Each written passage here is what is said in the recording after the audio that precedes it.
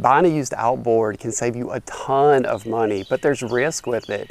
You only have about 10 minutes to determine if that motor is going to be good and perform well for you for years to come, or if it's going to be a lemon and just cause you a bunch of trouble and a bunch of headache. And a lot of times when you're buying a small outboard for a Jon Boat, you're not going to take it out on the water. So today we're going to look at what you need to check out when you're buying a used outboard. I'm no pro mechanic. I know I've probably missed some things. Put those down in the comments. Let's have a conversation about it so we know what to look for so we don't end up with something that's going to cause us a bunch of trouble. Let's go. First thing is just an external visual inspection. Has it been repainted recently? Are they trying to make it look newer than it actually is? Is the prop beat up? Usually if somebody's taking good care of their motor, if they have major prop damage, they hit a rock or something, they're going to repair it or replace it. And then on the lower end unit, is it cracked? That is a key, and that's a deal breaker for me. If the lower end unit has a crack, or if you see any corrosion on the lower end unit, more than likely they did not change the lower end unit oil prior to a winter, and water got in there and cracked the lower end unit. That also means you probably have some bad seals letting water into the lower end unit. Look at the lower drain plug. Is it leaking? If so, that may mean they have ran this low on lower end unit oil. Sometimes it's good to check the lower end unit oil level. You can easily do that by undoing this screw and have a piece of weed eater string. A lot of times these don't have dipsticks. You take this screw out, take a piece of weed eater string, put it down in there. Oil level should be almost to the top. So if you put that weed eater string down and you don't see anything for a couple of inches, you know it's running low, and that's a red flag. And then as we move up, here is the anode. If you're buying it from somebody who used it in salt water and that anode is eaten up, that's a red flag as well, because that anode basically attracts corrosion away from the lower end unit. I've seen a lot of outboard motors for sale and the thrust rod's actually missing. It's not a deal breaker, these are cheap, but it's definitely something that you'd have to worry about later on and can cause some frustrations the first time you take it out. We go up to the cowl. How does the cowl look? Does it look original? Is there any cracks in the cowl? Because if there's any cracks, that may mean that the motor's been dropped. As we move over to front of the outboard, you want to shift it to reverse, neutral, forward. You want to make sure it shifts really smoothly. Looking underneath the cowl, here's the oil drain plug. Is there any signs of oil leaking out of here? One thing that could happen that could cause you a lot of headaches, if they over torqued that and stripped it out, then that can cause you some major issues later down the road, keeping the oil at the proper level. That also means if you see a leak or if you see evidence of a leak, that they have ran this with low oil level, which is hard on the motor. Gas valve, is it easy to turn? Do you hear any clicking or anything when you turn the gas valve on or off? Tiller handle, you want to turn the tiller handle. Is it smooth? Is it catching anywhere? You want to check the tiller handle, raise it up and down, check for any major resistance or clicking, and check for cracks, because this is when, if the motor has been dropped, this is usually the guy that takes a lot of the damage. Here's the external fuel hookup, fuel tank hookup. You want to take that cover off and make sure that none of these are bent and that they're in place, and then you don't see any cracks in this housing here. A lot of times people will jerk or trip over the external tank hose hooked up to here and do damage here, so you want to check those out. Gas cap, you just want to take it off, look down in the gas tank, see if you see any debris floating in the gas. You want to raise and lower the trim to see how smooth that is. So easy way to do that, just throw it in forward and then lift up. You'll hear a couple of clicks, let it back down, make sure that trim is really, really smooth. Now let's take the cowl off. This is where it gets fun. You want to look in the cowl to make sure that there's no discoloration, to make sure that they haven't ran the motor extremely hot. First thing look for when I take the cowl off is for any corrosion.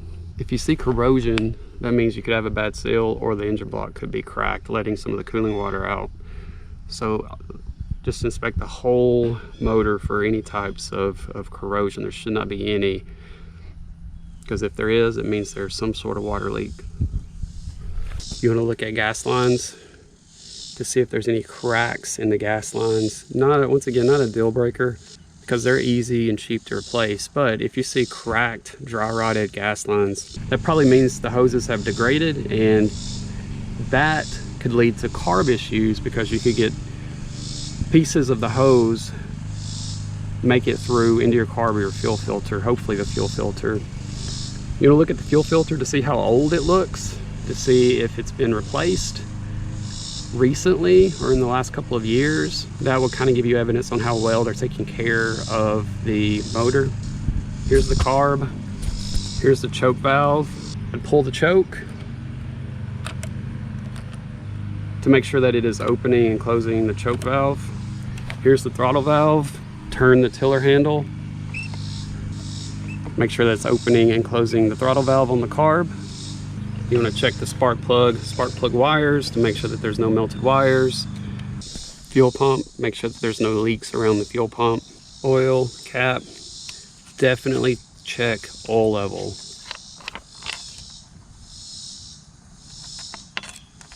Bring a rag with you, check oil level. If oil is low, that could be a deal breaker. I would not buy a motor that was ran with low oil level. So that is a big, and it's also an indication of how well they took care of the motor. Also on oil, take the oil cap off and look to see if the oil is clear or if it's really, really dirty. I don't do this, but a pro would do this. They would take the spark plug out and do a compression test on the cylinder. You can get a compression tester for 25 bucks from Harbor Freight. If you've got compression loss, there's internal issues with your motor.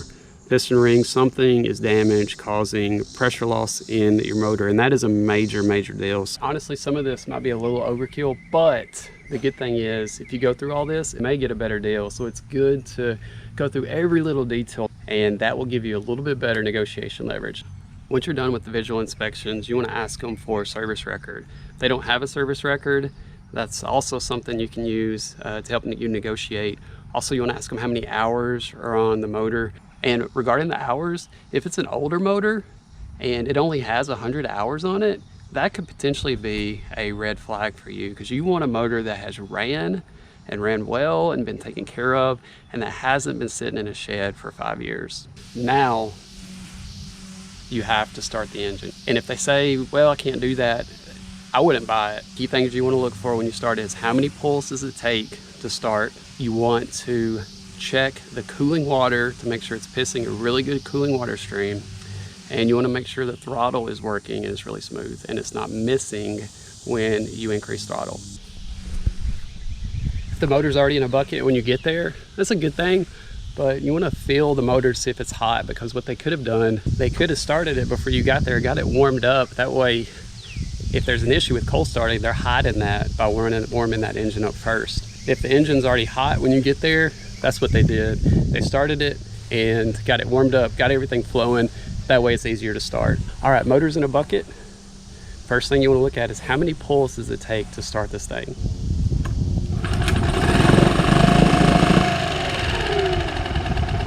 So this one's mine. I have taken really, really good care of this thing. One pull, really good. I haven't started it all day. One pull on the cold start. Perfect, perfect, perfect sign for you. All right, things to look for now. First thing, this stream. If it's barely trickling out, or if there's nothing's coming out at all, red flag, I'm done. I would not buy it at all. I wouldn't even think about it. I have had some people say, oh, there's a dirt dauber nest or a wasp nest, so you just need to clean it out. I would not buy it. I would not listen to them at all. It's gotta be piss and cooling water. Then what I would do, take the throttle, let it warm up for a couple of minutes on idle, and then go up to about a quarter throttle to hear it. Go up to about a quarter throttle to hear what the motor sounds like when you give it throttle. Is it missing at all? Is it cutting in and out when you give it gas? Is it accelerating smooth? You don't want to go all full out throttle in a bucket like this, but you do want to go maybe a quarter throttle to hear it ramping up, to hear it accelerating, to make sure it's not missing. See this shape? That's normal, but if it is out of control, there is something going on with that motor. Is it extremely loud? Is there any major clicking noises that could be a concern? You just want to make sure it sounds smooth, it accelerates smooth. Also from a smoke perspective, you want to make sure it's not just excessively smoking. If it's a 2-stroke, that may be okay. If it's a 4-stroke, you really shouldn't see any smoke at all. If the motor's cold and it starts within, you know, maybe 3 or 4 pulls, it sounds good, accelerates smooth, cooling water's coming out in a really strong stream, and everything else looks good, I would pull the trigger. I think you may have a good motor on your hands. If you find anything wrong with any of the things that we had mentioned, use that as part of your negotiation to try to get the price down. The main deal breakers for me is motor is not pissing cooling water. That's really number 1. Number 2, is there corrosion on the motor itself, under the cowl, the motor block? Or is there corrosion or cracks on the lower end unit? Is the engine oil low? That would be a major red flag for me. That may mean that it either has a leak they didn't know about, or they have been running it low, which could damage the engine. If you do decide to be a pro on them and take a compression tester, if that compression reading is not balanced between all the cylinders, or it's below the manufacturing spec, that is a major issue that could be extremely expensive to repair. For me, those are the big ones. If you've got other deal breakers, put them down in the comments as well. When you do decide to pull it, I always like to do a bill of sale, get the serial number, model number, have them sign it, you sign it. That way, in your state, if you need that information, that bill of sale to get it registered, you've got it. And then also, if there's anything that happens and it comes back as stolen or anything like that, you've got that proof that you purchased it from that person. A lot of times, you know, it's down and dirty. Here's your, $800, give me the motor, and it's kind of uncomfortable asking for a bill of sale, but I definitely would go that route. That is it. I hope you got something out of this. I appreciate the view. I hope you find a used motor at a good deal. Hope you can use some of these to negotiate the price down and keep yourself from buying something that's going to cause you a lot of headaches. Appreciate it. Have a good one. Bye.